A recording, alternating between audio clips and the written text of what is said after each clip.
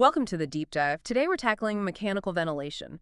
And specifically, we're zeroing in on the modes. Right, the different ways these machines actually operate. It's pretty crucial stuff for anyone in critical care or emergency medicine. Absolutely. Whether you're, very experienced or maybe just getting to grips with advanced respiratory support, understanding these modes isn't just theoretical. Not at all. It directly impacts how we care for patients. Exactly. We want this deep dive to give you practical knowledge, insights that could genuinely help improve patient outcomes. Think of it like understanding the control panel better. We're aiming to clarify how ventilators deliver breaths and the different levels of support they offer. Right. Making those core principles clear. So maybe let's start right at the beginning. What's the fundamental job of mechanical ventilation? Well, at its core, it's life support. It's for patients whose own breathing just isn't cutting it.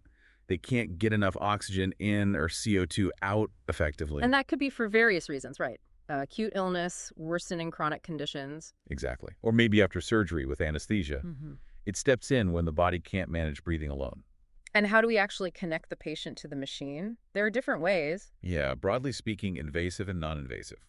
Invasive means an artificial airway, like an endotracheal tube, down the throat, or a tracheostomy for longer-term needs. Okay. And non-invasive uses masks, like BiPAP or CPAP, delivering pressure without needing that internal tube. Different tools for different situations. So the ventilator helps move air, but it's more complex than just pumping air in and out. That's where these modes come in. Precisely. The mode is like the ventilator strategy. It dictates how a breath is started. Does the patient trigger it or the machine? Right. And how is that breath delivered?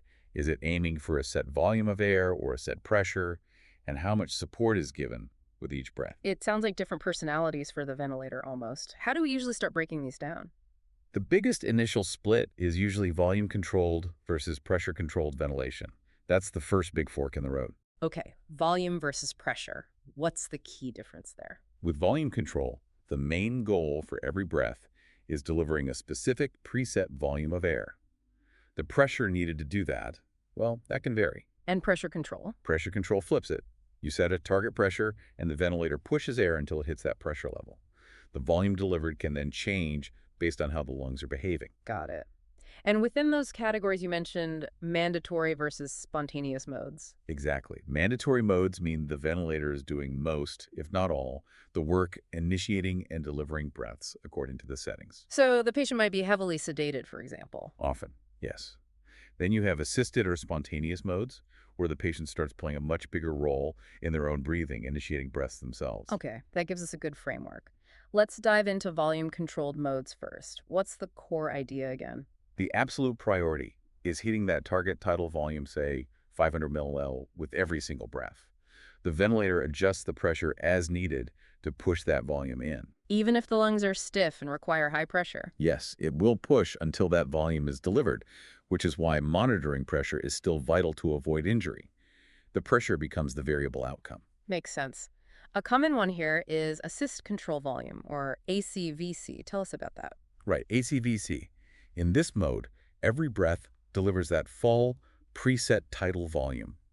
Doesn't matter if the patient triggers the breath by trying to inhale. Or if the machine initiates it because the patient hasn't breathed for a set interval. Exactly.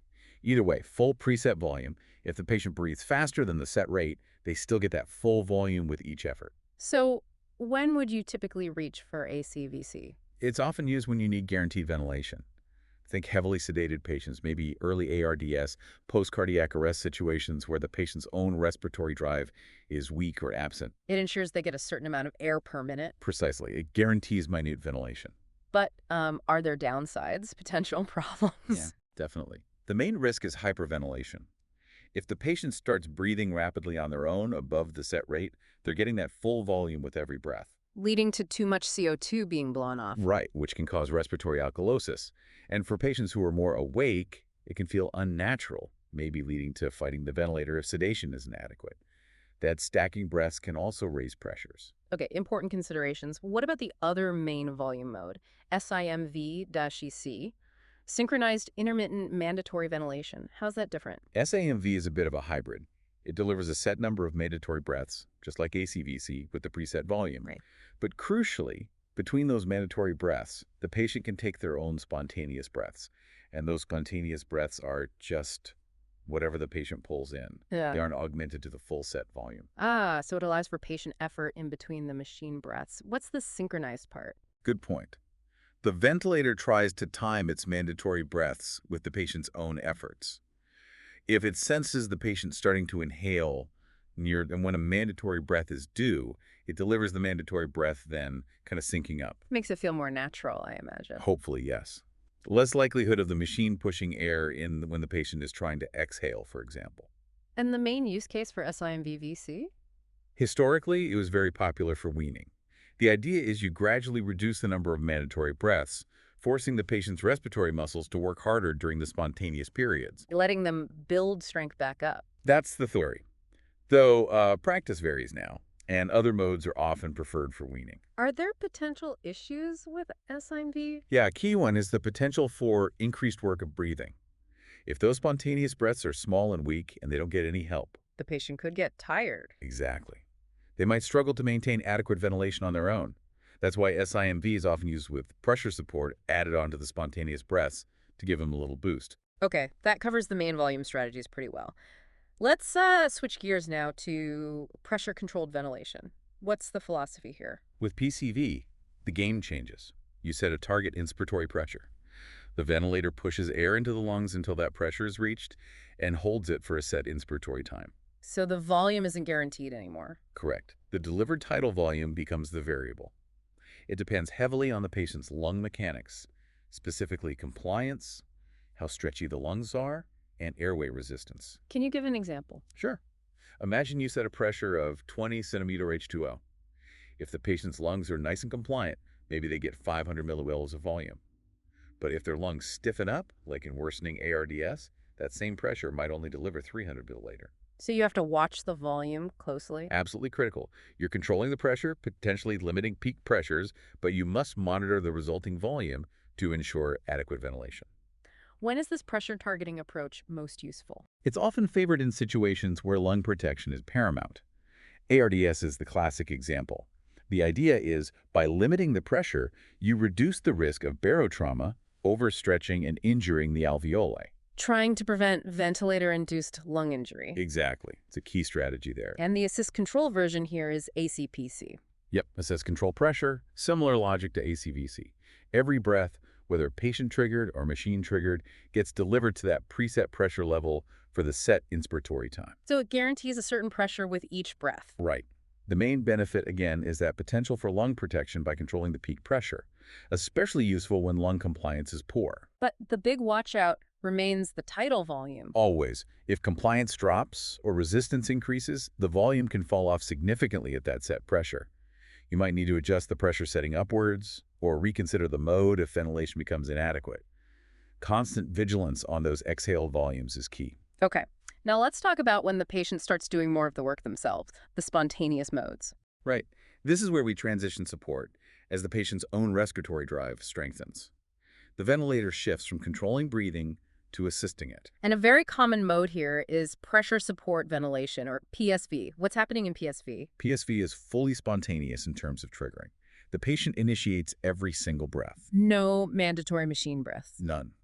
Once the ventilator senses the patient's effort, it provides a boost of preset pressure support during inspiration. What does that pressure support do? It helps overcome the resistance of the breathing tube in the ventilator circuit, and it augments the patient's own effort, making it easier for them to take a bigger, more effective breath. It reduces their work of breathing. But the patient controls the rate and how long they inhale. Entirely.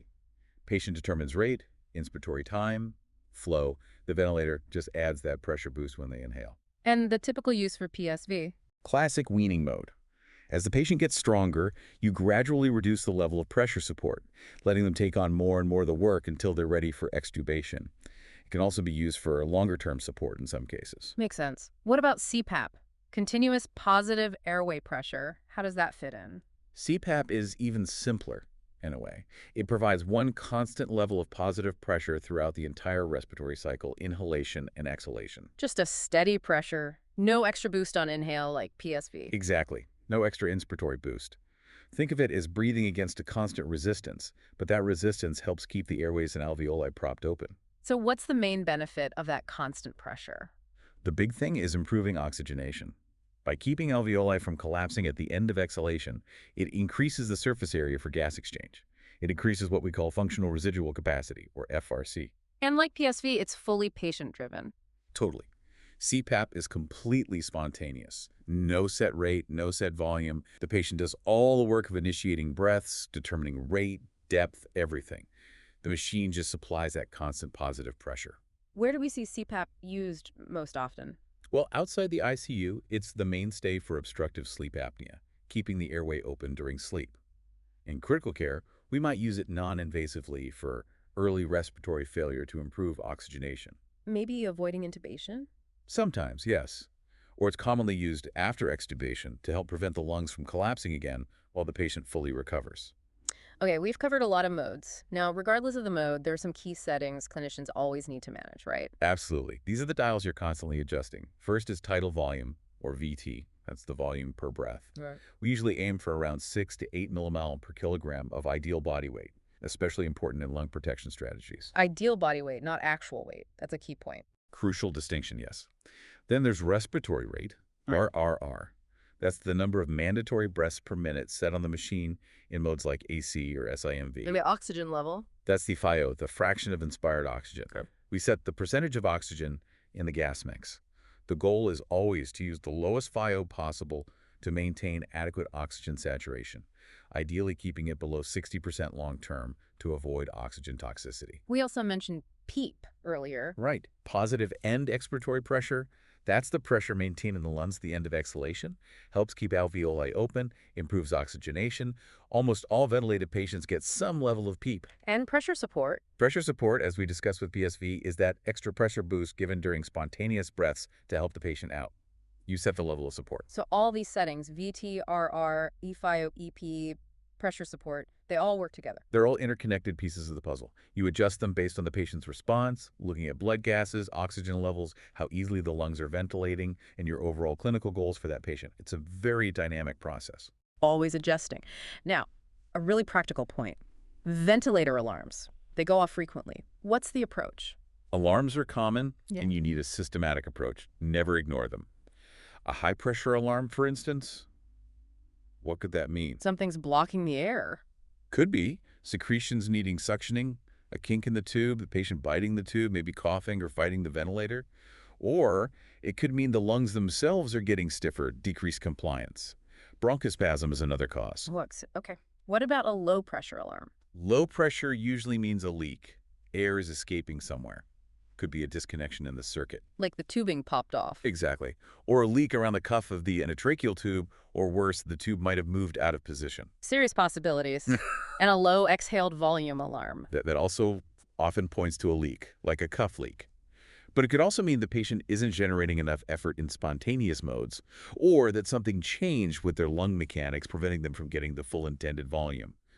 Patient fatigue is a possibility, too. So when any alarm sounds, what's the absolute first step?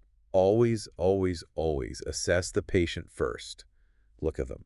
Are they breathing okay? What are their vitals? Listen to their chest. Make sure they aren't in immediate distress. Patient safety first. Absolutely. Once you've ensured the patient is stable, then you troubleshoot the machine and the circuit systematically to find the cause of the alarm. This has been incredibly helpful, really breaking down these modes and settings. It really underscores that ventilators are powerful, but complex. They absolutely are. They require constant vigilance, frequent reassessment of the patient, and a really solid grasp of respiratory physiology. Choosing the right mode, dialing in the settings, knowing when to wean, it's all critical. It's not just setting it and forgetting it. Far from it. It's a continuous process of evaluation and adjustment. I remember a specific patient early on where switching from volume to pressure control made a huge difference when their compliance suddenly dropped. Understanding those nuances really matters. And ultimately, the technology is amazing, but it's the clinician's knowledge and skill that truly makes the difference. Couldn't agree more. The ventilator supports the patient, but it's the clinical team, the doctors, nurses, respiratory therapists whose expertise saves lives. So for everyone listening, maybe take a moment to reflect. How does understanding these modes better change how you might approach your next ventilated patient? Yeah, think about different scenarios. When might you choose pressure over volume? Or when is PSV the right call versus CPAP? That critical thinking is key.